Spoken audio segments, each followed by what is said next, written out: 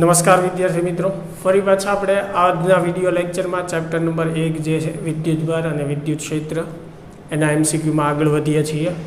તો આગળ જે છે એમસીક્યુ આપણે જોઈએ કે જો Q1 પ્લસ Q2 બરાબર Q હોય, આપણને આવી રીતે આપેલું છે Q1 પ્લસ Q2 બરાબર Q હોય, તો Q1 બાય Qના Q1 છેદમાં Qના અહીંયા થોડીક પ્રશ્નમાં ભૂલ છે એટલે ધ્યાન રાખજો. પ્રશ્ન હું સુધારીને બોલું છું કે Q1 બાય Qના કયા મૂલ્ય માટે, અહીંયા કયા અંતર માટે એવી રીતે નહીં આવે, પણ એમ આવશે કે Q1 બાય Qના કયા મૂલ્ય માટે Q1 અને Q2 જે છે એ મહત્તમ થાય. હવે બે વિદ્યુતભારો છે Q1 Q2, એનો ટોટલ સરવાળો Q જેટલો આપેલો છે. જ્યારે Q1 અને Q2 મહત્તમ થાય એની માટે આપણે Q1 બાય Q જે છે એ મેળવવાનું છે. તો પહેલાં તો આપણે બંને વચ્ચે લાગતું બળનું સૂત્ર લખીએ તો F બરાબર K Q1 Q2 અને બે વચ્ચેનું અંતર R હોય તો છેદમાં શું આવશે R². હવે આપણને Q1 અને Q2 મહત્તમ થાય એની માટે મેળવવાનું પૂછ્યું છે Q1 બાય Q. તો સૌથી પહેલાં તો જુઓ, અહીંયા Q2ની જગ્યાએ આપણે આમ લખી શકીએ Q માઇનસ Q1. તમે Q1 ની જગ્યાએ Q માઇનસ Q2 એમ પણ મૂકી શકો, એમાં કોઈ વાંધો નથી, બરાબર. તો Q2ના સ્થાને જો આ સમીકરણ ઉપરથી Q માઇનસ Q1 આપણે લખી શકીશું. હવે જુઓ, બંને મહત્તમ થવા માટે એની વચ્ચે જે બળ લાગે છે એ મહત્તમ થતું હોય, ઓબ્વિયસ વાત છે Q1 ને Q2 મહત્તમ થતા હોય તો, અને એ મહત્તમ થવા માટે અથવા જો એનું બળ મહત્તમ થતું હોય તો dF બાય dQ છે, એટલે કે Qની સાપેક્ષે Fનું વિકલન જે છે એ કેવું થવું પડે, 0 થવું પડે. તો જ Q1 ને Q2 જે છે એ કેવા થશે, મહત્તમ થશે, અને તો જ એનું બળ જે છે એ મહત્તમ થશે. એટલે Qની સાપેક્ષે Fનું વિકલન જે છે એ 0 થવું જોઈએ મહત્તમ થવા માટે. હવે અહીંયા વિકલન આપણે Q1ની સાપેક્ષે કરશું, કારણ કે અહીંયા જો આપણે Q1ના ફોર્મમાં ફેરવેલું, તમે જો Q2ના ફોર્મમાં ફેરવો છો તો અહીંયા તમારે વિકલન Q2ની સાપેક્ષે લેવાનું છે. તો હવે આ જે સમીકરણ છે અથવા બળનું જે સમીકરણ છે એનું આપણે Q1ની સાપેક્ષે શું કરશું, વિકલન કરશું. હવે વિકલન કરો ત્યારે ખાસ ધ્યાન રાખજો, Q1 જે છે બરાબર એની સાપેક્ષે આપણે આ ટર્મનું વિકલન કરીએ છીએ. અચળ જે છે એ ગુણાકાર ભાગાકારમાં એમનેમ રહેશે. સરવાળા બાદબાકીમાં જો અચળ પદ હોય તો એનું વિકલન જે છે એ 0 થશે. તો ચાલો આ પદનું આપણે વિકલન જે છે એ કરીએ, બરાબર. તો પછી એના બરાબર 0 મૂકી દઈશ, એટલે જુઓ આ Fનું વિકલન આપણે Q1ની સાપેક્ષે કરીએ એટલે dF અપોન dQ1 લખાશે, એટલે કે Q1ની સાપેક્ષે Fનું વિકલન. આ પદનું વિકલન કરીએ, K અને R જે છે એ અચળ ગણાશે, એટલે K અપોન R² બહાર નીકળશે. હવે આ બંને પદમાં Q1 છે એ ગુણાકારમાં છે, એટલે વિકલનનો ગુણાકારનો નિયમ લાગુ પડશે. પહેલું પદ જે છે એ એઝ ઇટ ઇઝ. બીજા પદનું વિકલન કરવાનું, તો બીજા પદમાં Q અચળ છે, અચળનું વિકલન 0 માઇનસ Q1ની સાપેક્ષે Q1નું વિકલન જે છે એ 1 થશે. પહેલું પદ એમનેમ, બીજા પદનું વિકલન વત્તા, હવે બીજું પદ એમનેમ આવશે, વિકલનનો ગુણાકારનો નિયમ જે છે એ આપણે વાપરીએ છીએ. બીજું પદ એમનેમ, પહેલું પદ જે છે Q1 એનું વિકલન કરશું તો Q1નું Q1ની સાપેક્ષે વિકલન શું થશે, 1, બરાબર. આની બરાબર આપણે અગાઉ વાત કરી એમ 0 મૂકવાનું છે. અહીંયા Kના છેદમાં R² એઝ ઇટ ઇઝ. અહીંયા Q1 અંદર ગુણાશે એટલે માઇનસ Q1, અહીંયા થશે પ્લસ Q માઇનસ Q1. ચાલો ક્લિયર. અહીંયા તો 1 છે એટલે આ Q minus Q1 as it is આવશે. આ 0ની આ બાજુ આવશે એટલે એ પદ 0 થઈ જશે. અહીંયા માઇનસ Q1 એટલે 0 બરાબર માઇનસ 2Q1, બરાબર. અને વત્તા શું આવશે, Q1 આવશે, સોરી Q આવશે. હવે માઇનસ આ બાજુ આવશે એટલે પ્લસ, બરાબર. તો આપણે મેળવવાનું છે Q1 બાય Q. તો Q1 બાય Q એટલે શું થશે, 1/2 એટલે તમે શું લખી શકો, 0.5, બરાબર. ચાલો ક્લિયર થઈ ગયું. સિમ્પલ વસ્તુ છે. પહેલાં બળનું સૂત્ર લખો અને પછી જો તમે Q1ના ફોર્મમાં ફેરવો છો તો Q1ની સાપેક્ષે વિકલન કરવાનું છે અને એની બરાબર 0 મૂકી અને Q1 બાય Q મેળવવાનું છે, બરાબર. પણ અહીંયા Q1 જ ફેરવજો, કારણ કે જો તમે Q2 ફેરવશો તો તમને Q2/Q મળશે અને પછી તમારે Q1/Q મેળવવું પડશે, એટલે એમાં એક સ્ટેપ જે છે એ વધી જશે. એટલે અહીંયા સરળ સ્ટેપ એ છે કે આને Q1 જ ફેરવો, એટલે Q1 ની સાપેક્ષે વિકલન કરો એટલે ડાયરેક્ટ તમને Q1/Q જે છે એ મળશે. ચાલો, ક્લિયર? આગળ વધીએ.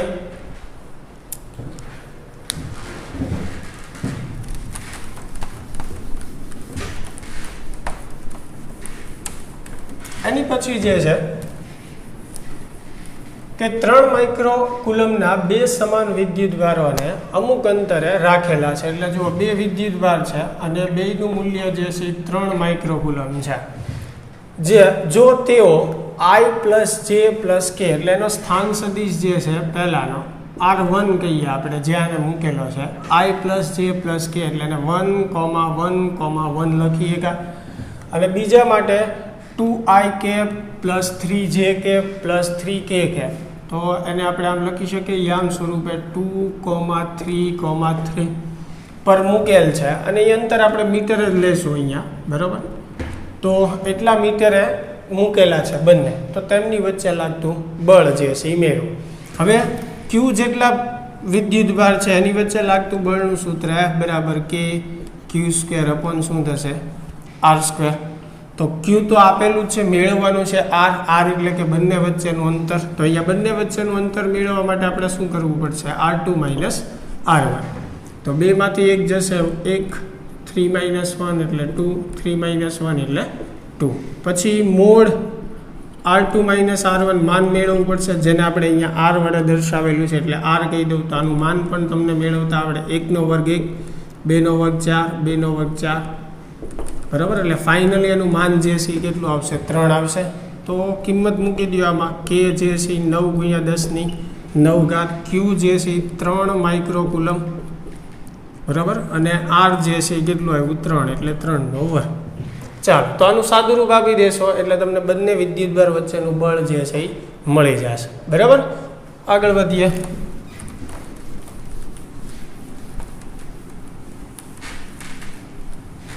જો બે વિદ્યુતભારિત ગોળાઓને d અંતરે મૂકેલા છે, બરાબર? એટલે બે ગોળાઓ છે જે વિદ્યુતભારિત છે, કેટલો વિદ્યુતભાર છે એ નથી આપ્યો, પણ એકબીજાથી d અંતરે મૂકેલા છે, જેમની વચ્ચે F બળ લાગે છે.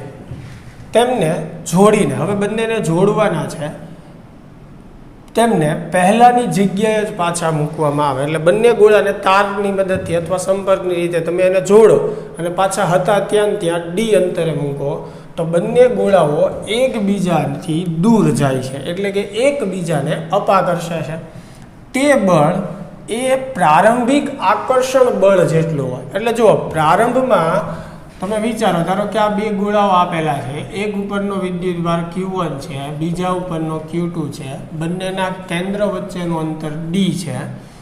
તો પ્રારંભિક આકર્ષણ બળ, એટલે જો પ્રારંભમાં એની વચ્ચે બળ જે છે આકર્ષી પ્રકારનું હતું, અને એ આકર્ષી પ્રકારનું ક્યારે હોય? એક ધન હોય અને એક ઋણ હોય તો જ, બરાબર? તો એવી સ્થિતિમાં પ્રારંભમાં જો બળનું મૂલ્ય આપણે લખીએ તો F = K Q1 Q2/d² થશે. ખાલી મૂલ્ય જ લઉં છું હું અત્યારે, બરાબર? એટલે પ્રારંભિક આકર્ષણ બળ જેટલું છે, બરાબર? એટલે પ્રારંભમાં આકર્ષણ લાગે છે એટલે એક ધન અને ઋણ હોય, એટલે એક વિદ્યુતભાર જે છે એ ઋણ આવશે. એટલે Q2 મેં ઋણ ધાર્યો છે, Q1 જે છે એ ધન ધાર્યો છે, બરાબર? હવે બંને ગોળાને આપણે જોડીએ છીએ, પછી છૂટા પાડીએ અને ફરીને પાછા d અંતરે જ મૂકીએ, તો હવે એકબીજાને અપા કરશે. કેમ કે બંનેને જો જોડવામાં આવે અને પછી છૂટા પાડવામાં આવે તો બંને પર સરેરાશ વિદ્યુતભાર આવે, અને સરેરાશ વિદ્યુતભાર આપણે કઈ રીતે લઈએ? બંનેનો સરવાળો ભાગ્યા 2. તો Q1 ધન છે, Q2 માઇનસ છે, એટલે Q1 - Q2 થશે, ભાગ્યા 2 કરો, બરાબર? એટલે હવે બંને ગોળા ઉપરનો સરેરાશ વિદ્યુતભાર Q' એકલો થશે, Q1 - Q2/2.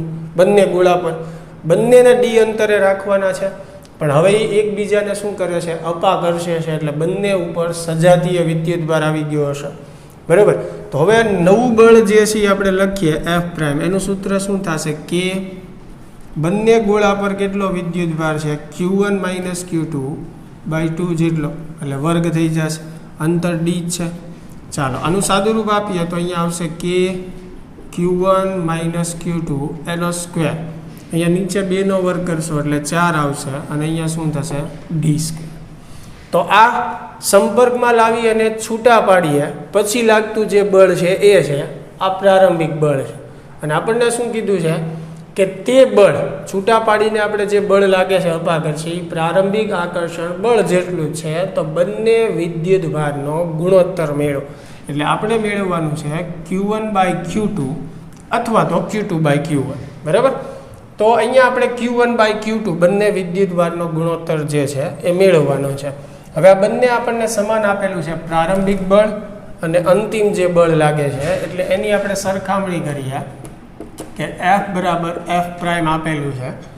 F જે છે એ કેટલું છે કે Q1 Q2 છેદમાં ડી સ્ક્વેર અને F પ્રાઇમ જે છે એ કેટલું છે કે Q1 માઇનસ Q2 એનો સ્ક્વેર છેદમાં 4 ડી સ્ક્વેર. તો ડી સ્ક્વેર સામે કેન્સલ થશે કે જે છે એ કેન્સલ થશે. તો આ બાજુ શું વધશે આ 4 આ બાજુ લઈ લઈએ એટલે 4Q1 Q2 is equal to અહીંયા વર્ગની રીતે વિસ્તરણ કરીએ તો Q1 square minus 2Q1 Q2 plus Q2 square. બરાબર. તો હવે આ આખું પદ જે છે ઓલી બાજુ જશે એટલે જુઓ શું વધશે Q1 સ્ક્વેર. બરાબર. પછી આ પ્લસ જે છે એ ઓલી બાજુ જશે. જુઓ આ પ્લસ જે છે એ ક્યાં જશે ઓલી બાજુ જશે એટલે માઇનસ ને પ્લસ. બરાબર. એટલે પ્લસ ઓર માઇનસ શું થઈ જશે માઇનસ. એટલે -2 અને -4 એટલે -6 થશે. -6Q1 Q2 plus Q2 square is equal to શું થશે 0. કેમ કે આ પદ ઓલી બાજુ જશે એટલે એ 0 થઈ જવાનું. તો હવે જુઓ અહીંયા Q1 સ્ક્વેર દ્વિઘાત સમીકરણ છે. તમે Q2ના ફોર્મમાં લઈ શકો Q1ના ફોર્મમાં લઈ શકો. અહીંયા આપણે Q1ના ફોર્મમાં જ એને વિચારશું. બરાબર છે. તો અહીંયા Q1 સ્ક્વેર એટલે જો આ સમીકરણ આવું છે x સ્ક્વેર બરાબર પ્લસ bx પ્લસ c. અહીંયા x જે છે એ આપણે કોને ગણવાના છીએ Q1 ને. ખાસ ધ્યાન રાખજો x કોને ગણવાનો છે Q1 ને. એટલે એ પ્રમાણે અહીંયા તમે ધ્યાનથી જોશો તો એ જે છે જુઓ Q1 સ્ક્વેર એટલે એ બરાબર શું થશે 1 થશે. બી જે છે બરાબર તો બી -6Q2 થશે. બી જે છે કેમ કે Q1 એને x ગણીએ એટલે 6Q2 થશે પણ માઇનસ છે. અને સી જે છે બરાબર Q2 સ્ક્વેર આવશે. ચાલો તો ડેલ્ટાવાળી રીતમાં આપણે ડેલ્ટા મેળવવું પડે બી સ્ક્વેર -4AC. તો બી જે છે એ -6Q2 બરાબર એનો વર્ગ કરશું સોરી બી સ્ક્વેર છે એટલે 36Q2 થશે. પછી અહીંયા આવશે -4 એ જે છે એ કેટલું છે 1 છે બરાબર અને સી જે છે એ કેટલું છે Q2 સ્ક્વેર છે. ચાલો તો 36 માઇનસ એટલે 32 આવશે એટલે 32 Q2 સ્ક્વેર. અહીંયા વર્ગ થશે ને વર્ગ કરતાં હું ભૂલી ગયો તો 36માંથી 4 જશે એટલે 32 Q2 સ્ક્વેર. તો ડેલ્ટા જે છે એ મળી ગયું તમને.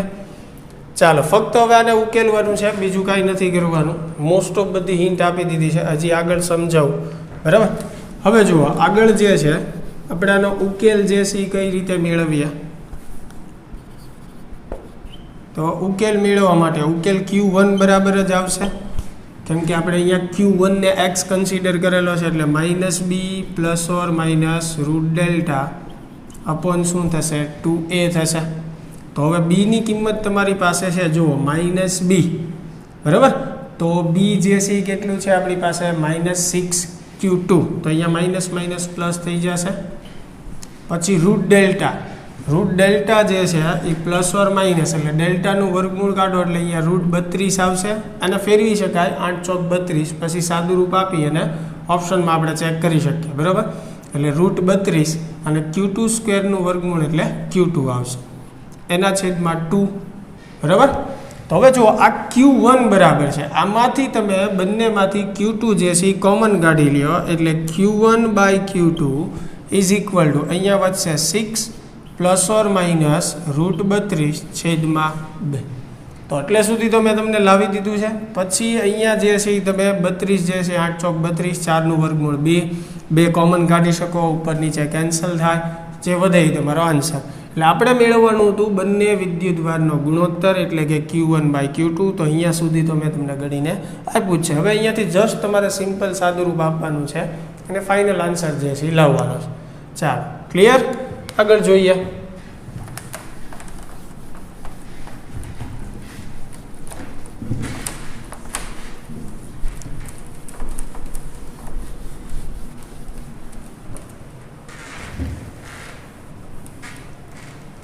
એની પછી F1 4i કેપ છે. F1 બરાબર આપણને 4i કેપ આપેલું છે.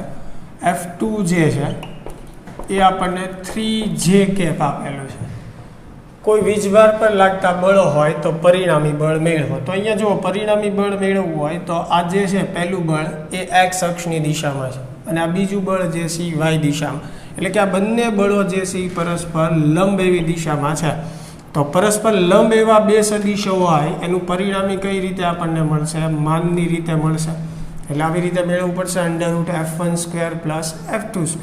F1 એટલે 4 એનું માન, બરાબર, એટલે 4નો વર્ગ તમે કરશો એટલે 16 આવશે, બરાબર, અને 3નો વર્ગ એટલે 9, 16 ને 9 25, 25નું વર્ગમૂળ કાઢો એટલે 5 આવશે.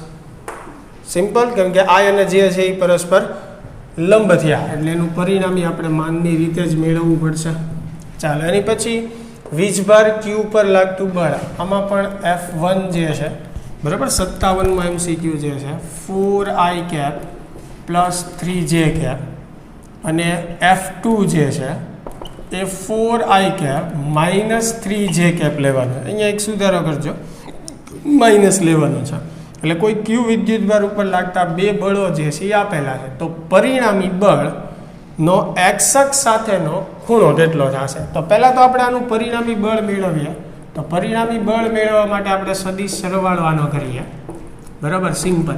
તો સરવાળો કરો, સદિશ સરવાળો, તો તમને ખ્યાલ છે i નો સરવાળો થાય જે નો. તો 4 + 4 એટલે 8i કેપ થશે, અને અહીંયા જુઓ +3 - 3 એટલે 0 થઈ જશે. એટલે પરિણામી બળ જે છે એ જુઓ x અક્ષની દિશામાં જાય, પાછળ શું આવે છે? i કેપ આવે છે. એટલે પરિણામી બળનું મૂલ્ય 8 ન્યૂટન થયું. એની દિશા કઈ થઈ? તો કે જુઓ +i કેપ છે એટલે ધન x અક્ષની દિશામાં થયું.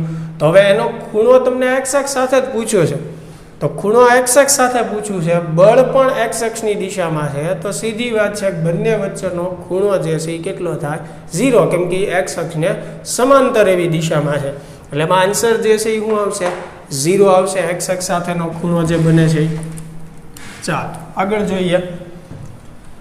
કોઈ વીજભાર પર લાગતા બે બળોનું પરિણામી બળ. હવે જો આમાં પરિણામી બળ આપ્યું છે 2i cap plus 3j cap newton હોય, અને એમાંથી એક બળ જે છે F1 એ 8i કેપ હોય, તો બીજું બળ જે છે એ કેટલું થશે?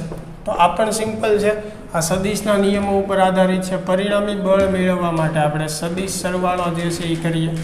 તો F જે છે એ કેટલું આપેલું છે? 2i cap plus 3j cap. F1 જે છે એ કેટલું આપેલું છે આપણને? 8i cap. F2 આપણે મેળવવાનું. તો F2 ને સૂત્રનો કરતા બનાવીએ. આ 8i કેપ આ બાજુ આવશે એટલે 2 - 8 એટલે -6i cap plus 3j cap. પછી આમાંથી આપણે સામાન્ય કાઢવું હોય તો 3 જે છે એ તમે કોમન કાઢો, તો અંદર અહીંયા -2i cap plus j cap જે છે એ વચ્ચે. તો આ જે છે એ આપણો ફાઇનલ આન્સર થયો, બરાબર. હજી આમાંથી માઇનસ કોમન કાઢો તો પાછું આ પદ જે છે એ માઇનસ થઈ જશે. મેં તમને પહેલાં કીધેલું છે કે અમુક જગ્યાએ ટાઈપિંગ મિસ્ટેકને એવું હોઈ શકે, એટલે એ ખાસ ધ્યાન રાખજો. પણ હું તમને જે મેથડ શીખવાડું છું સાચી છે, એટલે ચિંતા કરવાની જરૂર નથી. એટલે અહીંયા કદાચ તમે માઇનસ કોમન કાઢો તો બાર -3 આવશે, તો આ પદ પ્લસ આવશે અને બીજું પદ જે છે એ માઇનસ આવશે. એ ખાસ ધ્યાન રાખજો, બરાબર. એટલે આમાં આન્સર આ છે, જો તમે માઇનસ કોમન કાઢો તો તમારો આન્સર આ રીતે લખવાનો છે -3 2i કેપ - j કેપ. એટલે એમાં ઓપ્શનમાં અહીંયા નિશાનીમાં ભૂલ છે, જેથી કરીને તમે કન્ફ્યુઝ ન થાવ, એટલે ચોખવટ કરી મેં. ચાલો ક્લિયર. આગળ જોઈએ. ત્રિકોણના ત્રણેય શિરોબિંદુ પર સમાન વીજભાર મૂકેલો હોય તો તેના કેન્દ્ર પર લાગતું બળ જે છે એ ખાલી જગ્યા થાય. તો કોઈ પણ બંધ વક્ર હોય, ત્રિકોણ છે, ચોરસ છે, લંબચોરસ છે, ષટકોણ છે, આ બધા માટે આપણે ચેપ્ટર સમજ્યા ત્યારે પણ ચર્ચા કરેલી છે કે કેન્દ્ર ઉપર લાગતું પરિણામી બળ જે છે એ કેવું થાય? શૂન્ય થાય. બરાબર. આ ત્રિકોણ અને ટેક્સ્ટબુકમાં આવા ઉદાહરણ ગણેલા જ છે, એટલે ફરીને આપણે અહીંયાની વાત નથી કરતા, પણ એકવાર યાદ કરાવી દઈએ કે ત્રિકોણના ત્રણેય શિરોબિંદુ ઉપર બરાબર સમાન વીજભાર જે છે એ મૂકેલો હોય. બરાબર. એટલે સમાન મૂલ્ય હોવું જોઈએ અને દરેકની નિશાની પણ સમાન હોવી જોઈએ. અને એવા કિસ્સામાં તમને કેન્દ્ર ઉપર લાગતું પરિણામી બળ પૂછવું હોય તો એ બળ જે છે એ કેવું થાય? શૂન્ય. અને આવા દાખલા આપણે ટેક્સ્ટબુકમાં પણ કરેલા છે, એટલે ફરી નાની ચર્ચા કરતા નથી. ચાલો આગળ જોઈએ. આકૃતિ પરથી O બિંદુએ રહેલા વીજભાર પરનું પરિણામી બળ. હવે જો અહીંયા આકૃતિ જે છે હું તમને વ્યવસ્થિત બળની દિશા જે છે એનો આન્સર માંગ્યો છે. ઓપ્શનમાં તમે જોશો અધો દિશા, ઉર્ધ્વ દિશા એવું લખેલું. અહીંયા પ્લસ ક્યુ વિદ્યુતભાર, અહીંયા પ્લસ ક્યુ, અહીંયા માઇનસ ક્યુ અને અહીંયા માઇનસ. હવે કેન્દ્ર ઉપર બળ પૂછ્યું છે, તો ધારો કે કેન્દ્ર ઉપર કોઈ કેપિટલ ક્યુ વિદ્યુતભાર છે જે ધન વિદ્યુતભાર છે. હવે આપણને પરિણામી બળની દિશા પૂછી છે, તો ધ્યાનથી જોજો. આ બંને વચ્ચે લાગતું બળ જે છે આ બંને સજાતીય વિદ્યુતભાર છે, એટલે એકબીજાને અપાકર છે. કેન્દ્ર ઉપર કોણ કોણ બળ લગાડશે? તો કે શિરોબિંદુ પર રહેલા ચારેય વિદ્યુતભાર. તો પહેલાં આના વડે આની ઉપર જે બળ લાગે અપા કરશે એને, એટલે નીચે તરફ આવશે. જો આ જે બળ જે છે એ ક્યાં છે? નીચે તરફ આવશે. હવે એવી જ રીતે આ વિદ્યુતભારની વાત કરું તો આ ઋણ છે અને આ ધન છે. તો જ્યારે આ વિદ્યુતભાર આના પર બળ લગાડે તો એને આકર્ષે, એટલે આ વિદ્યુતભાર એને આકર્ષે એટલે એની તરફ જશે. એટલે આના વડે આ વિદ્યુતભાર પર લાગતું બળ નીચેની દિશામાં આવશે. તો હવે જો આ બંને જે છે એક જ દિશામાં છે, એટલે એનું પરિણામી બળ જે છે એ ક્યાં આવશે? નીચે તરફ આવશે. આવી રીતે પરિણામી બળ ક્યાં આવશે? નીચે તરફ. સમજી શકો, આમાં ગણતરીની જરૂર નથી. એવી જ રીતે આ ઋણ વિદ્યુતભાર આના પર બળ લગાડે તો એ આકર્ષે એને, એટલે એની બળની દિશા નીચે તરફ. આ ધન એટલે એને અપાકર્ષે, એટલે એની દિશા નીચે તરફ. અને આ બંને પણ જુઓ એક જ રેખામાં છે, એક જ દિશામાં છે, એટલે એનું પરિણામી બળ પણ નીચે તરફ, આનું નીચે તરફ. તો આ બે જે છે એ જુઓ પરસ્પર લંબ છે, એટલે એનું પરિણામી વચ્ચે કંઈક આવશે. આ બંને જે પરિણામી બળ મળ્યા બરાબર છે, એક આ તરફ છે, એક આ તરફ, બંને પરસ્પર લંબ થશે. પણ આ બંનેનું પરિણામી જે બળ છે એ એમની વચ્ચે જ આવશે ને, અને ક્યાં આવશે? નીચે તરફ. એટલે અહીંયા પરિણામી બળ જે છે એ ક્યાં આવશે? અધો દિશામાં આવશે. ચાલો ક્લિયર. આગળ જોઈએ. ચાલો, બે વિદ્યુતભારો Q1 અને Q2 વચ્ચે લાગતું બળ F છે. હવે આ બે વિદ્યુતભારોની નજીક કોઈ ત્રીજો વિદ્યુતભાર Q3 લાવતા Q1 અને Q2 વચ્ચે લાગતું બળ જે છે, જેને આપણે નવું બળ F' કહીએ, તો એ કેટલું થાય? હવે સમજો કે Q1 અને Q2 જે છે એકબીજા ઉપર બળ લગાડે છે, જેનું સૂત્ર F બરાબર KQ1 Q2 R² થાય.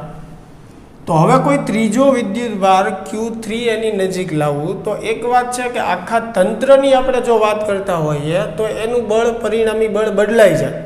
પણ અહીંયા પૂછ્યું છે આપણને આખા તંત્રની વાત નથી કરી. શું પૂછ્યું છે? Q1 અને Q2 વચ્ચે લાગતું બળ શું થશે? તો એ તો એટલું જ લાગશે. હું અહીંયા Q3 મૂકું છું તો Q3 આ બે ઉપર બળ લગાડે, એ વાત સાચી. એટલે એના હિસાબે તંત્રનું પરિણામી બળ બદલાઈ જાય. આપણને પરિણામી બળ નથી પૂછ્યું, એમ જ પૂછ્યું છે Q1 ને Q2 વચ્ચેનું બળ શું થાય. તો એ તો વિદ્યુતભાર એના જ છે, અંતર પણ એનું જ છે. એટલે Q1 અને Q2 વચ્ચે બળ જે પહેલાં લાગતું હતું એટલું જ લાગવાનું છે, એમાં કોઈ ફેર પડવાનો નથી. એટલે F' જે છે એ પહેલાં F જેટલું જ રહેવાનું છે Q1 અને Q2 વચ્ચે જે બળ લાગે છે. કેમ કે જેટલું બળ Q1 Q2 પર લગાડે એટલું જ બળ Q2 Q1 પર લગાડે. એટલે કે બંનેના બળની દિશા જે છે એ પરસ્પર વિરોધી હોય, પણ મૂલ્ય તો સરખું જ હોય. એટલે અહીંયા F' બરાબર શું આવશે? F આવશે. બરાબર. ચાલો આગળનો પ્રશ્ન જોઈએ. ક્યુ મૂલ્યના બે સમાન વિદ્યુતભારો એલ લંબાઈના અવાહક સળિયાના છેડે મૂકેલા છે. એક કેપિટલ ક્યુ વિદ્યુતભારને આ સળિયાના ભૌમિતિક કેન્દ્ર પર મૂકતા સમગ્ર તંત્ર વિદ્યુતની દ્રષ્ટિએ સંતુલનમાં રહેતું હોય તો કેપિટલ ક્યુ અપોન સ્મોલ ક્યુ જે છે મેળવો. જુઓ અહીંયા એક સ્મોલ ક્યુ વિદ્યુતભાર અને 1 કહીએ, અહીંયા એવો ને એવો બીજો સ્મોલ ક્યુ વિદ્યુતભાર, ટોટલ લંબાઈ જે છે આ એલ છે, બરોબર વચ્ચે કેપિટલ ક્યુ વિદ્યુતભાર મૂકવામાં આવે અને આ તંત્ર જે છે એ સંતુલનમાં રહેતું, એટલે કે પરિણામી બળ જે છે એ શૂન્ય થાય છે, તો કેપિટલ ક્યુ બાય સ્મોલ ક્યુ જે છે એ મેળવવાનું. બરાબર, આને આપણે ત્રીજો વિદ્યુતભાર ગણીએ. હવે ધ્યાનથી સમજો, આ સંતુલનમાં હોય તો આ કેપિટલ ક્યુ ઉપર લાગતું પરિણામી બળ કે આની ઉપર લાગતું પરિણામી બળ એ કેવું લઈ શકીએ આપણે? શૂન્ય. ધારો કે આની પર લાગતું પરિણામી બળ જે છે એ શૂન્ય છે, પહેલા ઉપર લાગતું, તો આ પહેલા ઉપર કોણ કોણ બળ લગાડશે? બીજો વિદ્યુતભાર અને ત્રીજો વિદ્યુતભાર. તો પહેલા વિદ્યુતભાર ઉપર લાગતું બળ F1 જે છે પરિણામી કઈ રીતે મળશે આપણને? તો કે એક તો પહેલા ઉપર ત્રીજો વિદ્યુતભાર બળ લગાડશે વત્તા બીજો વિદ્યુતભાર બળ લગાડશે. બરાબર, બંને જે છે એ આની ઉપર બળ લગાડશે, એનો સદિશ સરવાળો કરીએ એટલે 1 ઉપર લાગતું કુલ બળ મળે. પણ એ પરિણામી બળ શૂન્ય છે એટલે અહીંયા 0 આવશે, એટલે અહીંયા F13 વત્તા F12. તો હવે આને આમ લખી શકું F12 is equal to minus F13 plus ઓલી બાજુ જશે એટલે માઇનસ થશે. હવે F12 એટલે શું થયું? 1 અને 2 વચ્ચે લાગતું બળ, તેનું સૂત્ર શું થશે? KQ² એના છેદમાં L². બરાબર, બંને વચ્ચેનું અંતર L થશે, QQ. એવી જ રીતે ત્રીજા વડે પહેલા ઉપર લાગતું બળ એટલે એનું સૂત્ર થશે K. બરાબર, આગળ માઇનસ નિશાની જે છે as it is K, capital Q small Q, અને બંને વચ્ચેનું અંતર થશે L/2. આ અંતર જે છે L/2 આવશે ને, કેપિટલ ક્યુ વિદ્યુતભાર આપણે બરોબર વચ્ચે મૂકેલો છે એટલે અડધું અંતર થશે. તો હવે સામે કે કેન્સલ થઈ જશે. બરાબર, એક સ્મોલ ક્યુ કેન્સલ થઈ જશે. તો હવે ધ્યાનથી જુઓ તો અહીંયા એક સ્મોલ ક્યુ વધ્યું, અહીંયા નીચે L² વધ્યું. બરાબર, આ બાજુ માઇનસ 2 નો વર્ગ 4 એટલે 4 જે છે એ ઉપર જશે, પછી અહીંયા કેપિટલ ક્યુ છેદમાં વધ્યું L². તો L² જે છે એ પાછું કેન્સલ થઈ જશે. આપણે કેપિટલ ક્યુ બાય સ્મોલ ક્યુ મેળવવાનું છે, તો સ્મોલ ક્યુ આ બાજુ જશે એટલે -1/4 આવશે. બરાબર, એટલે આન્સર જે છે આપણે શું થશે? -1/4. કેપિટલ ક્યુ બાય સ્મોલ ક્યુ મેળવવાનું હતું. ચાલો આગળ જોઈએ.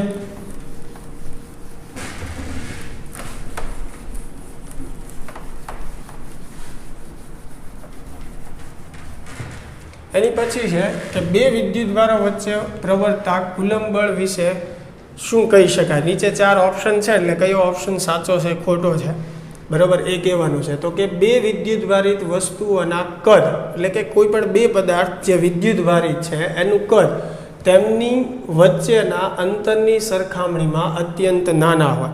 આપણે વાત કરી હતી કુલમ્બનો નિયમ જે છે એ ફક્ત બિંદુવત વિદ્યુતભાર માટે જ સાચો છે, પણ જ્યારે બે પદાર્થો જે છે એનું અંતર એટલું બધું વધારે હોય, બે પદાર્થ વચ્ચેનું અંતર ઘણું બધું હોય, તો એ અંતરની સાપેક્ષે એનું કદ તમે અવગણી શકો, એટલે કે એ પદાર્થને નાના ગણી શકો. તો એવા કિસ્સામાં આપણે એ પદાર્થને બિંદુવત ગણી શકીએ અને એમાં કુલમ્બનો નિયમ લાગુ પાડી શકીએ છીએ. એટલે આ પ્રથમ વાક્ય સાચું છે. પછી જેટલા ડાઇલેક્ટ્રિક અચળાંકવાળા અવાહક પદાર્થની હાજરીમાં આ બળ સમાન ગોઠવણ માટે શૂન્ય અવકાશમાં પ્રવર્તતા બળ કરતાં 1/k ગણું થાય. આપણે આ પણ થિયરીમાં ભણી ગયા છીએ કે શૂન્ય અવકાશમાં લાગતું બળ F હોય તો ડાઇલેક્ટ્રિક માધ્યમમાં લાગતું બળ F/k થાય, એટલે કે Kમાં ભાગનું થઈ જાય. એટલે એ પણ ઓપ્શન સાચો છે. પછી 2 બોડી ફોર્સ છે, એની પણ આપણે ચર્ચા થિયરીમાં કરી જ હોય, બરાબર. 1 વડે 2 ઉપર જેટલું બળ લાગે, 2 વડે તે 1 ઉપર એટલું જ બળ લાગે, એટલે એ પણ ક્લિયર છે, સાચું છે. કુલંબીય બળ ગુરુત્વાકર્ષી બળ કરતાં પ્રબળ છે, તો એ પણ સાચું છે. એટલે નીચે જુઓ અહીંયા ઓપ્શનમાં FT, F એટલે ફોલ્સ ખોટું, T એટલે ટ્રુ સાચું. તો 4 વાક્ય સાચા છે, એટલે આપણી માટે C ઓપ્શન જે છે એ સાચો છે. ચાલો આગળ વધીએ. વીજભાર કેપિટલ ક્યુ ને સ્મોલ ક્યુ અને ક્યુ માઇનસ ક્યુ એમ બે ભાગમાં વિભાજિત કરવામાં આવે. હવે જો આપણી પાસે ટોટલ વિદ્યુતભાર ક્યુ છે એને બે ભાગમાં વહેંચીએ, એક ક્યુ અને બીજું જે છે ક્યુ માઇનસ ક્યુ. જો તેમને અલગ કરતા તેમની વચ્ચેનું કુલંબીય અપાકર્ષણ બળ મહત્તમ હોય તો કેપિટલ ક્યુ બાય સ્મોલ ક્યુ જે છે એ મેળવવાનું છે. હવે ધારો કે આ બે વિદ્યુતભાર વચ્ચેનું અંતર જે છે આપણે આર કહી દઈએ, તો એમની વચ્ચે લાગતું બળ જે છે એફ બરાબર કે સ્મોલ ક્યુ કેપિટલ ક્યુ માઇનસ સ્મોલ ક્યુ છેદમાં આર સ્ક્વેર.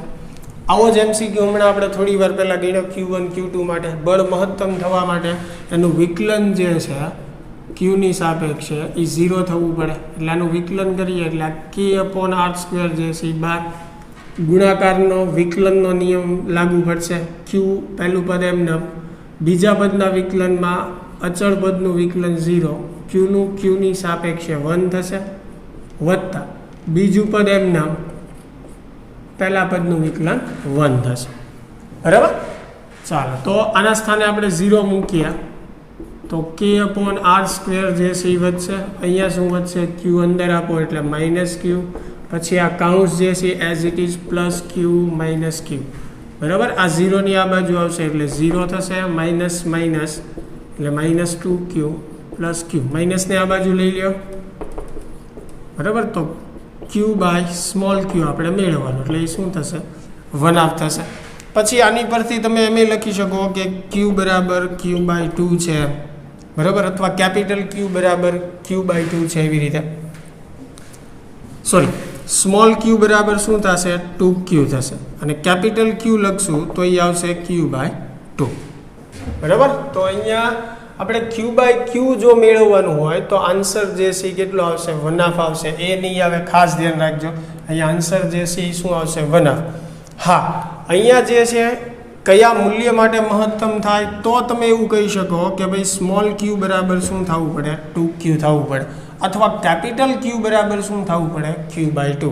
પણ અહીંયા આપણને ગુણોત્તર જ પૂછ્યો છે એટલે આન્સર જે છે આપણો 1/2 આવવાનો છે, એ ખાસ ધ્યાન રાખજો. બરાબર. આવો પ્રશ્ન આપણે પહેલાં કરી જ ગયા છીએ, સેમ એ જ પેટર્નનો છે.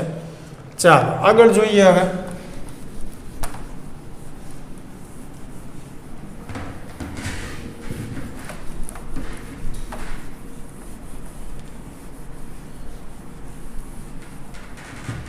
ચાલો, 1 માઇક્રોકુલમ જેટલો સમાન વીજભાર ધરાવતા બે વિદ્યુતભારો 1 અને 2ના સ્થાન સદિશ, જો એના સ્થાન સદિશ આપેલા છે. R1 જે છે પહેલાનો સ્થાન સદિશ I કેપ વત્તા 2J કેપ એટલે 1,2 વત્તા 3K કેપ મીટર એટલે 1,2,3 મીટર આપેલું છે. બીજાનો સ્થાન સદિશ જે છે એ 4I cap plus 5J cap plus 6K cap એટલે 4,5,6 એમ આપેલું છે. તો કણ 2 પર 1 વડે લાગતું બળ મેળવો. અને જો આપણને ઓપ્શન જે છે એ આખું સદિશ સ્વરૂપે આપેલું છે, મૂલ્ય નથી આપેલું. એટલે ટૂંકમાં 2 પર 1 વડે લાગતું બળ એટલે આપણે મેળવવાનું છે F21. તો F21 નું સૂત્ર આપણે સદિશ સ્વરૂપે લખીએ તો કે Q1 Q2 છેદમાં આવશે મોડ R2 માઇનસ R1 એનો ઘન અને સદિશ R2 માઇનસ R1. ચાલો આ રીતે થાય. Q1 Q2 જે છે એની કિંમત તો તમને આપેલી જ છે કે ભાઈ 1 માઇક્રોકુલમના વિદ્યુતભાર છે. R2 માઇનસ R1 તમારે મેળવવાનું રહે તો R2 માઇનસ R1 જે છે એ તમે મેળવો તો 4 માઇનસ 1 એટલે 3 આવશે, 5 માઇનસ 2 એટલે 3 આવશે અને 6 માઇનસ 3 એટલે એ પણ 3 આવશે મીટર. ચાલો તો એનું માન પણ તમને હવે મેળવતા આવડે, મોડ R2 માઇનસ R1 એ પણ તમે મેળવી શકો. બરાબર. માન મળી જાય એટલે ક્યુબ પણ તમે એનો કરી શકશો, ઘન. કેમ કે છેદમાં જુઓ સૂત્ર તમે તમને લખી જ આપી એના માનનો ઘન મૂકવાનો અને અહીંયા જે છે એ સદિશ સ્વરૂપ તમારે મૂકવાનું છે. એટલે કે આ R2 માઇનસ R1 3,3,3. બરાબર. પછી અહીંયા કે Q1 Q2 ની કિંમત નીચે જે માન આવ્યું હોય પછી જસ્ટ તમારે સાદુરૂપ આપવાનું છે અને આમાંથી કયો ઓપ્શન જે આવે છે એ ફક્ત તમારે સિલેક્ટ કરવાનું છે. ચાલો ક્લિયર. આગળનો પ્રશ્ન જોઈએ આપણે.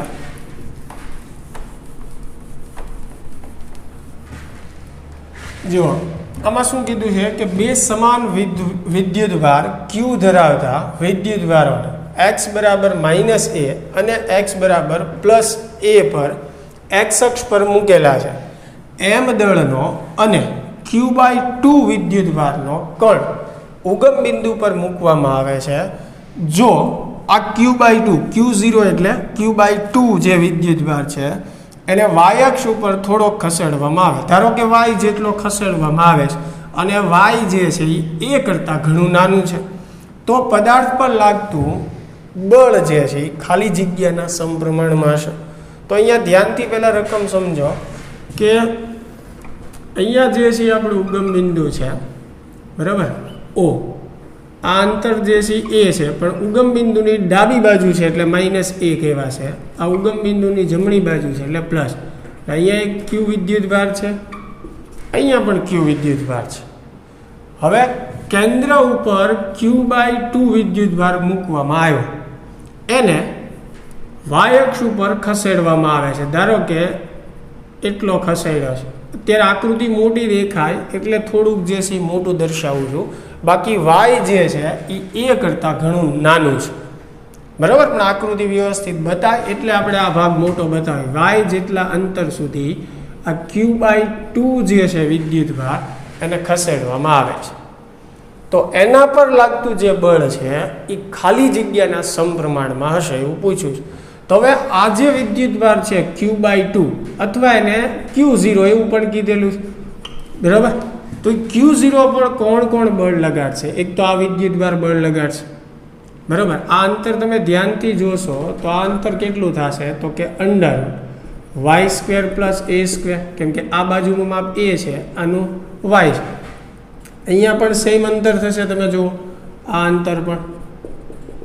એટલે કે આ વિદ્યુતભાર વડે આની પર જેટલું બળ લાગે છે એટલું જ બળ આ વિદ્યુતભાર આની ઉપર લગાડશે, કેમ કે વિદ્યુતભાર સરખા છે, અંતર પણ સરખું છે.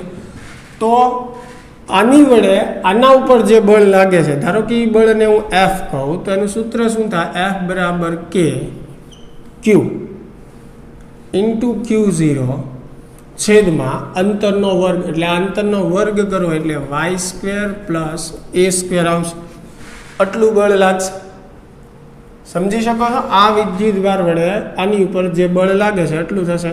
સેમ આ વિદ્યુતભાર વડે આની ઉપર બળ લાગશે, પણ આપણે પરિણામી બળ મેળવવાનું છે એટલે સદિશની રીતે આપણે એને ઉકેલવું પડશે. તો આ બળની દિશા જુઓ, બંને વિદ્યુતભાર ધન છે એટલે એની દિશા જે છે આ વિદ્યુતભાર વડે આની ઉપર જે બળ લાગે છે જેને આપણે F કીધું આવી રીતે થશે. એટલે એનો x અક્ષ સાથે કંઈક થીટા જેટલો કોણ બનશે, તો અહીંયા પણ આ x અક્ષ સાથેનો કોણ થીટા જ થશે. એટલે જુઓ આ બળ જે છે બે ઘટકોમાં વહેંચાય છે, કે આ બાજુ F cos θ અને ઉપરની બાજુ આવશે F sin θ.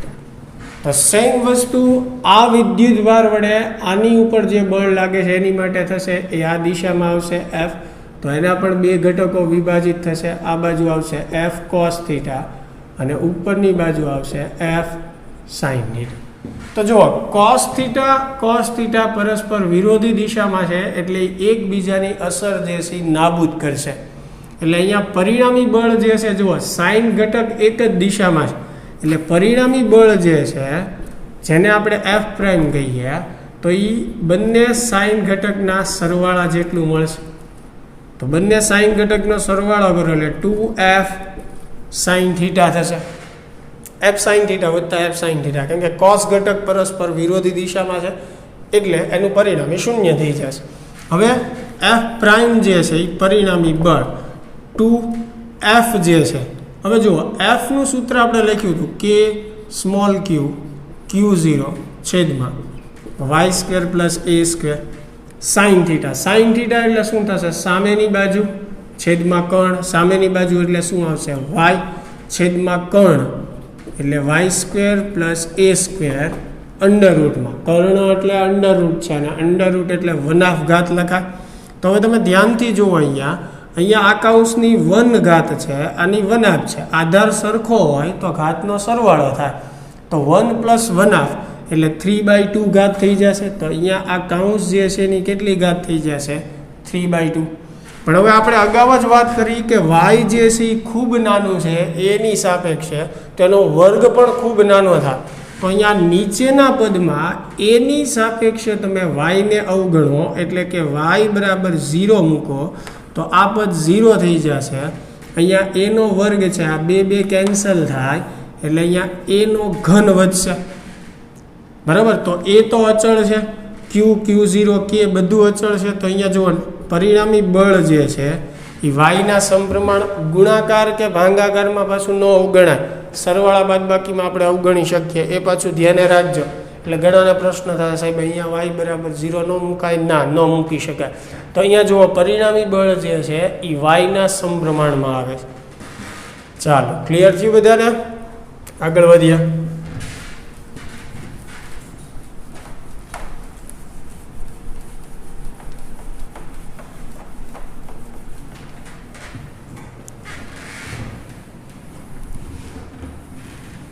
ચાલો, એની પછી આપણને કીધેલું છે કે કેપિટલ ક્યુ વિદ્યુતભારને ચોરસના વિકર્ણના અંત્ય બિંદુ પર મૂકેલ છે. એક ચોરસ આપણને આપેલું છે, બરાબર, સામે કેપિટલ ક્યુ વિદ્યુતભાર મૂકેલો છે અને સ્મોલ ક્યુ વિદ્યુતભાર બીજા વિકર્ણના અંત્ય બિંદુ, અહીંયા સ્મોલ ક્યુ મૂકેલો છે. તો કોઈ એક કેપિટલ ક્યુ ઉપર, આની ઉપર એ લઈ શકાય, આના પર એ લઈ શકાય, કોઈ એક કેપિટલ ક્યુ પર લાગતું પરિણામી બળ 0 હોય તો કેપિટલ ક્યુ અને સ્મોલ ક્યુ નો એકબીજા સાથેનો સંબંધ આપણે કહેવાનો છે. હવે ધ્યાનથી જુઓ, આને તમે નામ આપી દો કે ભાઈ આ 1, 2, 3 અને 4.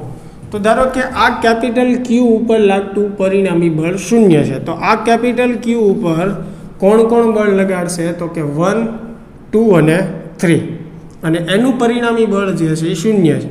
તો પહેલાં તો આપણે બધાની દિશા બતાવીએ. 1 વડે 3 ઉપર લાગતું બળ અપા કરશે એકબીજાને, એટલે એના બળની દિશા F31. 1 વડે 3 ઉપર લાગતું બળ આ દિશામાં આવશે. 2 વડે 3 ઉપર લાગતું બળ એની દિશા નીચે તરફ અપા કરશે, એટલે F32. પછી 4 વડે 3 ઉપર, એટલે એની દિશા જે છે આ બાજુ આવશે, F34. ચાલો, આની ઉપર લાગતા ત્રણેય બળની દિશા આવી ગઈ. હવે ત્રણેયનું સૂત્ર જે છે એ આપણે બતાવી દઈએ. જેમ કે F31, ધારો કે ચોરસની બાજુ જે છે એનું માપ A છે, D લઈ શકો, R લઈ શકો, કોઈ ફેર પડતો નથી. તો આ બાજુ A થાય એટલે આ જે આખો કર્ણ જે છે એ કેટલો થશે? √2A થશે. તો 1 વડે 3 ઉપર લાગતું બળ, એટલે એનું સૂત્ર શું થશે? K capital Q². અહીંયા ધ્યાનથી જોજો, અહીંયા પણ કેપિટલ Q વિદ્યુતભાર છે, અહીંયા પણ, એટલે Q ગુણ્યા Q, Q². બંને વચ્ચેનું અંતર √2A, એટલે √2A નો વર્ગ કરો એટલે 2A². બરાબર, એવી રીતે 2, 3 લખીએ આપણે, એટલે કે 3, 2 એમ. બરાબર, તો અહીંયા સ્મોલ ક્યુ વિદ્યુતભાર છે, અહીંયા કેપિટલ ક્યુ છે, એટલે K કેપિટલ Q સ્મોલ ક્યુ, બે વચ્ચેનું અંતર A થશે, A². એવી રીતે F34 આપણે લખશું. બરાબર, તો F34 એટલે જે છે 4 વડે 3 ઉપર, અહીંયા સ્મોલ ક્યુ વિદ્યુતભાર, અહીંયા કેપિટલ ક્યુ, એટલે એનું સૂત્ર K થશે એમ. ચાલો, હવે આનું પરિણામી મેળવવા માટે જુઓ શું કરશું? આ બંને બળ જુઓ તમે, F34 અને F32 જે છે એ બંને પરસ્પર લંબ છે, એટલે એનું પરિણામી મેળવવું હોય આ બંને બળનું, ખાલી થોડી વાર આનું નથી વિચારતા, તો આ બંને જે છે એ પરસ્પર લંબ છે, એટલે એનું પરિણામી જે છે આપણે F' કહીએ આ બંનેનું. તો એ માનની રીતે મળશે, એટલે √ શું થશે? આનો વર્ગ વત્તા આનો વર્ગ. બરાબર, એટલે કે F32 નો વર્ગ વત્તા F34 નો વર્ગ. અને થોડી વાર આપણે x કહી દઈએ સમજવા માટે. તો અહીંયા x નો વર્ગ વત્તા શું થશે? x નો વર્ગ, એટલે 2x નો વર્ગ આવશે, વર્ગમૂળ કાઢો એટલે √2x થશે.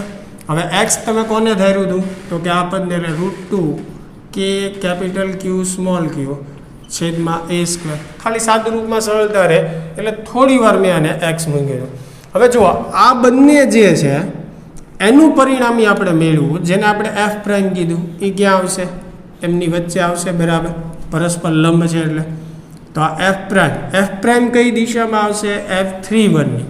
બરાબર, હવે એ બંનેનું જે પરિણામી બળ છે એને આપણે એફ ડબલ પ્રાઇમ કહી દઈએ. આ બંને એક જ દિશામાં છે, એફ પ્રાઇમ અને F31 એક જ દિશામાં છે, બરાબર. એફ પ્રાઇમ અને F31 એક જ દિશામાં છે. જુઓ એફ પ્રાઇમ શું છે તો કે આ બંનેનું પરિણામી જે આ દિશામાં આવશે એટલે આ બંને એક જ દિશામાં થયા. એટલે હવે આ બંનેનું પરિણામી આપણે એફ ડબલ પ્રાઇમ કીધું અને આપણને રકમમાં કીધેલું છે કે પરિણામી બળ જે છે કેવું છે 0. એટલે એફ ડબલ પ્રાઇમની જગ્યાએ હું મૂકીએ કે 0, કેમ કે આ બંનેનું પરિણામી પછી એક જ બળ વધશે ને એ આપણું પરિણામી બળ થયું જે 0 છે. એટલે એની જગ્યાએ 0 મૂકી દીધું. હવે એફ પ્રાઇમ જે છે આપણે મેળવેલું છે જો √2 k capital Q small k છેદમાં a સ્ક્વેર F31 કેટલું છે k q સ્ક્વેર એના છેદમાં 2a. ચાલો હવે આ 0 છે કોમન નીકળતું એ કોમન કાઢીએ. k કોમન નીકળશે, કેપિટલ Q એક કોમન નીકળશે ઉપરથી k q, બરાબર. નીચેથી a સ્ક્વેર કોમન નીકળશે તો અંદર કાઉન્સમાં શું વધશે √2q વધશે. જો અહીંયાથી k q a સ્ક્વેર નીકળી ગયું એટલે √2q વધશે, વધતા અહીંયા ઉપર એક q વધશે અને નીચે જે છે એક 2 વધશે. રેડી. અને 0ની આ બાજુ આવવા દઈએ એટલે 0 થઈ જશે. એટલે 0 બરાબર √2q plus capital Q by 2. તો કેપિટલ Q ને આ બાજુ લઈએ, સોરી અથવા આમ લખીએ કેપિટલ Q બાય 2 બરાબર -√2 ઇન્ટુ Q.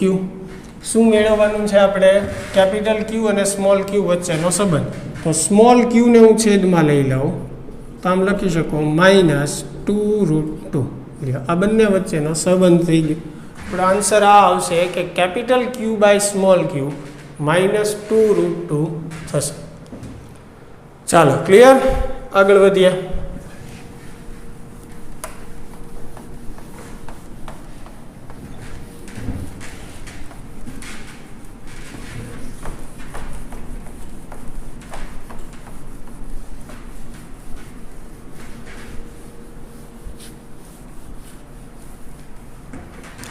ચાલો વિદ્યુત ક્ષેત્ર અંતરના ખાલી જગ્યા પ્રમાણમાં ખાલી જગ્યા છે. તો વિદ્યુત ક્ષેત્રનું સૂત્ર તમને યાદ જ હશે, E બરાબર શું છે કે Q/R². એટલે કે વિદ્યુત ક્ષેત્ર અંતરના વર્ગના વ્યસ્ત પ્રમાણમાં ઘટે છે.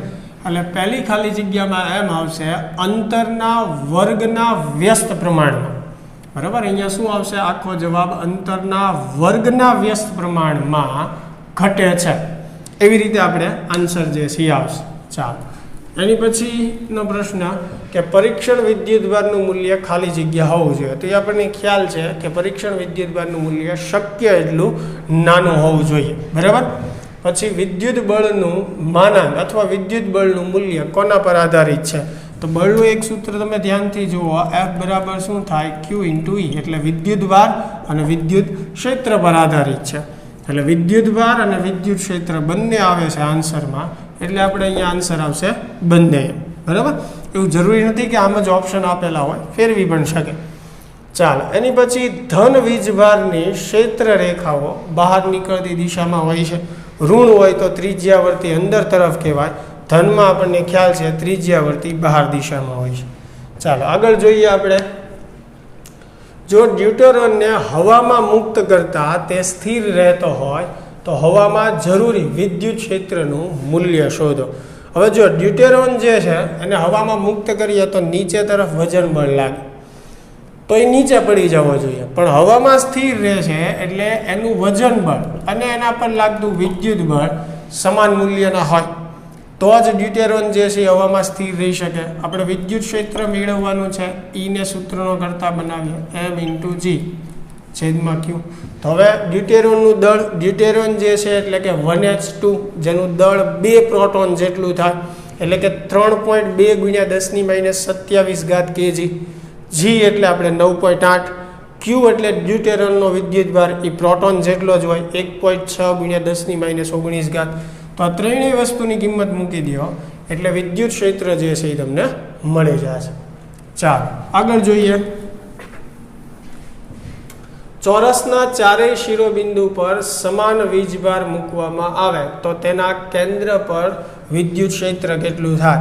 તો તો આ પણ બળ જેવું જ છે, બરાબર. ચારેય શિરોબિંદુ પર તમે સમાન વીજભાર મૂકો, કાં તો ચારે ચાર ધન મૂકો અથવા ઋણ, તો કેન્દ્ર પર વિદ્યુત ક્ષેત્ર જો આ ધન મૂકેલા હોય તો ધનમાંથી ક્ષેત્ર બહાર નીકળતી દિશામાં હોય, આનું પણ ક્ષેત્ર આમ બહાર નીકળતી દિશામાં. દરેકનું તમે ક્ષેત્ર બતાવશો તો આવી રીતે આવશે. તો જુઓ, આ પરસ્પર સમાન મૂલ્યના ક્ષેત્ર થશે, પરસ્પર વિરોધી દિશામાં, એટલે એકબીજાની અસર નાબૂદ કરશે. એવી રીતે આ બંને ક્ષેત્ર પણ જુઓ સમાન મૂલ્યના અને પરસ્પર વિરોધી દિશામાં, એટલે એનું પરિણામી પણ શૂન્ય. એટલે ઓલ ઓવર પરિણામી વિદ્યુત ક્ષેત્ર જે છે અહીંયા કેવું થઈ જશે? શૂન્ય. કેમ કે વિદ્યુતભારનું મૂલ્ય અને સંજ્ઞા સમાન છે એટલે. બરાબર. ચાલો આગળનો પ્રશ્ન જોઈએ કે નિયમિત ષટકોણના શિરોબિંદુ પર વિદ્યુતભાર મૂકેલા છે, તો નીચેનામાંથી કઈ આકૃતિમાં ષટકોણના કેન્દ્ર પાસે વિદ્યુત ક્ષેત્ર શૂન્ય નહીં થાય? ચાલો સ્ટેપ બાય સ્ટેપ એક પછી એક આકૃતિ જે છે આપણે ચેક કરીએ કે વિદ્યુત ક્ષેત્ર કઈ આકૃતિમાં શૂન્ય નથી થતું. ષટકોણ આપણને એક આપેલો છે. પહેલી આકૃતિ જોઈએ તો અહીંયા ક્યુ વિદ્યુતભાર, અહીંયા ક્યુ ક્યુ ક્યુ, અહીંયા પણ ક્યુ, અને એના કેન્દ્ર ઉપર હવે દરેક વિદ્યુતભારનું મૂલ્ય સમાન જ છે, એટલે દરેકનું કેન્દ્રથી અંતર પણ સમાન થશે. એટલે કેન્દ્ર પાસે દરેક વિદ્યુતભારના લીધે ક્ષેત્રનું મૂલ્ય સમાન રહેશે. હવે જુઓ આ બંને જે છે એ પરસ્પર જુઓ વિરોધી દિશામાં ધન આપણે ગણીએ તો આ બંનેનું ક્ષેત્ર પરસ્પર વિરોધી દિશામાં, કેમ કે ધનમાંથી ક્ષેત્ર બહાર નીકળતી દિશામાં હોય, એટલે આ બંને એકબીજાની અસર નાબૂદ કરે. એવી જ રીતે આ વિદ્યુતભાર એકબીજાની અસર નાબૂદ કરે. જુઓ તમે, બરાબર. આનું ક્ષેત્ર પણ આમ આવશે બહારની તરફ, આનું પણ આમ આવશે બહારની તરફ. સેમ એવી રીતે સામસામેના આ બે જે છે એ પણ, તો દરેકનું પરિણામી જે છે એ કેન્દ્ર પાસે કેવું થઈ જશે? શૂન્ય. એટલે પહેલી આકૃતિમાં તો શૂન્ય થઈ જાય છે. આપણને એવું પૂછ્યું છે કે કઈ આકૃતિમાં શૂન્ય નહીં થાય. હવે બીજી આકૃતિ ચેક કરીએ તો એમાં પ્લસ ક્યુ છે, પછી અહીંયા માઇનસ ક્યુ છે, બરાબર છે, અને પાછું અહીંયા માઇનસ ક્યુ આપ્યું છે. ચાલો તો હવે અહીંયા ચેક કરીએ આ કેન્દ્ર પાસે. તો હવે તમે ધ્યાનથી જુઓ, આ ધન વિદ્યુતભારનું ક્ષેત્ર બહાર તરફ, આ ઋણ છે, ઋણમાં અંદર તરફ આવે. તો અહીંયા જુઓ બે સમાન દિશામાં થઈ ગયા, એટલે આનો સરવાળો થશે, બરાબર. એવી જ રીતે આ ધન છે એટલે એનું બહારની તરફ, આ પણ ધન છે એટલે એનું બહારની તરફ, એટલે આ બંને ક્ષેત્રો એકબીજાની અસર નાબૂદ કરશે, એટલે આનું પરિણામી શૂન્ય થઈ જશે. હવે આ બેની વાત બાકી છે. આ ધન વિદ્યુતભારનું ક્ષેત્ર બહારની તરફ, આ ઋણ છે એટલે એમાં ક્ષેત્ર અંદર દાખલ થતી દિશામાં. તો હવે તમે ધ્યાનથી જુઓ કે આ બંને એક દિશામાં છે એટલે એનું પરિણામી ક્ષેત્ર નીચે તરફ આવશે, સરવાળો એને 0 નહીં થાય. એવી રીતે આ બે એક દિશામાં છે એટલે એનું પરિણામી ક્ષેત્ર આ દિશામાં આવશે.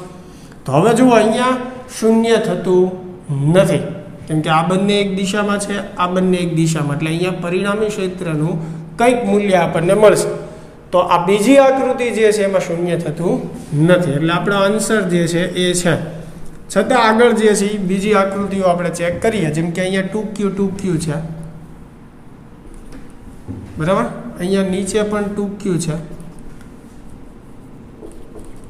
અને સામે Q છે. તો એ તમે જોઈ શકો. જુઓ અહીંયા કેન્દ્ર છે, આ બંને પરસ્પર વિરોધી દિશામાં થાય. ધન છે એટલે બહાર નીકળતી દિશામાં, આનું પણ બહાર નીકળતી દિશા. એવી જ રીતે આ 2Q સામે એકબીજાની અસર નાબૂદ કરે. એવી રીતે આ QQ એકબીજાની અસર નાબૂદ કરે. દિશા બતાવો, ધન વિદ્યુતભારમાંથી ક્ષેત્ર બહાર તરફ આવશે. જુઓ તમે જોઈ શકો, સામે વિદ્યુતભારનું મૂલ્ય સમાન થાય, અંતર સમાન થાય, એટલે વિદ્યુત ક્ષેત્રનું મૂલ્ય પણ સમાન થાય, પણ દિશા પરસ્પર વિરોધી હોય એટલે બાદબાકી કરવી પડે, એટલે પરિણામી શૂન્ય થાય. એટલે આ બેનું પરિણામી શૂન્ય થઈ જશે, આ બેનું શૂન્ય થઈ જશે. એવી રીતે આ બંને વિદ્યુતભારનું પણ શૂન્ય થઈ જશે. તો આમાં થઈ જાય. સેમ એવી રીતે તમે ચોથી આકૃતિમાં પણ ચેક કરી શકો છો, બરાબર. અહીંયા 2Q છે, અહીંયા Q વિદ્યુતભાર આપેલો છે, અહીંયા પાછો Q વિદ્યુતભાર કરી નાખેલો છે, અહીંયા 2Q, બરાબર, અને અહીંયા 2Q એસી થશે. તો તમે જોઈ જ શકો છો. જુઓ આ 2Q એકબીજાની અસર નાબૂદ કરે, દિશા તો આ જ રહેવાની. આ QQ એકબીજાની અસર નાબૂદ કરશે, અને આ 2Q. ક્લિયર? એટલે આ આકૃતિમાં શૂન્ય થાય છે. આપણી માટે જવાબ આવશે B, એમાં શૂન્ય થતું નથી. ચાલો એની પછીનો પ્રશ્ન જે છે, હાઇડ્રોજન પરમાણુમાં ઇલેક્ટ્રોન 10⁻10 મીટર ત્રિજ્યાવાળી કક્ષામાં ભ્રમણ કરે છે. એટલે અહીંયા પ્રશ્ન જે છે એ થોડોક અધૂરો છે, ખાલી આગળ એટલું વધારવાનું છે. તો ઇલેક્ટ્રોન પર કેન્દ્ર વડે ઇલેક્ટ્રોન પર લાગતું કુલમ બળ જે છે એ કેટલું હશે? હાઇડ્રોજન પરમાણુની વાત છે, 10⁻10 મીટર ત્રિજ્યાવાળી કક્ષામાં ઇલેક્ટ્રોન ભ્રમણ કરે. એટલે હાઇડ્રોજન પરમાણુનું કેન્દ્ર છે જેમાં એક પ્રોટોન હોય, એની આજુબાજુ અહીંયા એક ઇલેક્ટ્રોન જે છે એ ભ્રમણ કરે છે. આ ત્રિજ્યા r આપેલી છે 10⁻10 મીટર. તો આ કેન્દ્ર વડે ઇલેક્ટ્રોન ઉપર લાગતું બળ મેળવવાનું છે. કેન્દ્રમાં એક પ્રોટોન હોય, અહીંયા ઇલેક્ટ્રોન ફરે છે, તો ઇલેક્ટ્રોન અને પ્રોટોનના વિદ્યુતભારનું મૂલ્ય સમાન છે. એટલે F બરાબર K Q² વાળું સૂત્ર. Q એટલે 1.6 × 10⁻19 બરાબર. આકર્ષી પ્રકારનું હશે કેમ કે કેન્દ્ર ધન છે, ઇલેક્ટ્રોન ઋણ છે, એટલે કેન્દ્ર ઇલેક્ટ્રોનને આકર્ષતું હશે. R જે છે એ આપેલું છે ત્રિજ્યા, એટલે કે બે વચ્ચેનું અંતર એક રીતે. તો ફક્ત આમાં તમારે શું કરવાનું છે? બળનું મૂલ્ય મેળવવાનું છે.